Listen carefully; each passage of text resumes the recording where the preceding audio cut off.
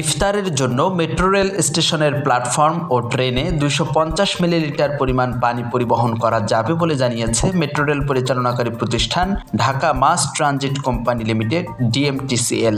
DMTCL এর MRT line 6 এর উপপ্রকল্প পরিচালক মোহাম্মদ আহসানুল্লাহ শরীফের গত 27 ফেব্রুয়ারি স্বাক্ষরিত পবিত্র রমজান মাস উপলক্ষে মেট্রো রেল চলাচলের সময়সূচিতে এ তথ্য জানানো হয়।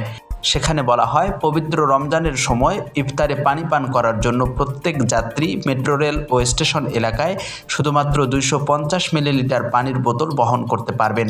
তবে পানি যেন পড়ে না যায় সেই বিষয়ে সতর্কতা অবলম্বন করতে হবে। ব্যবহৃত পানির বোতল অবশ্যই প্ল্যাটফর্ম, কনকোর্স, প্রবেশ ও বাহির হওয়ার গেটে থাকা ডাস্টবিনে ফেলতে হবে।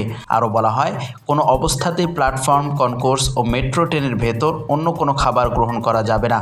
শনিবার ও অন্যান্য সরকারি ছুটির দিনের এবং শুক্রবারের সময়সূচি অপরিবর্তিত থাকবে। সময়সূচি অনুযায়ী সর্বপ্রথম মেট্রো রেল উত্তরা উত্তর স্টেশন থেকে সকাল 7:10 ছাড়বে ও সর্বশেষ ট্রেন সকাল 9টায় ছাড়বে।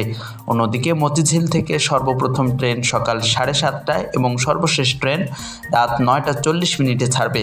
এই সময়সূচি অনুযায়ী পুরো রমজান মাস অর্থাৎ ঈদুল ফিতরের আগের দিন পর্যন্ত চলবে বলে জানিয়েছে ডিএমটিসিএল।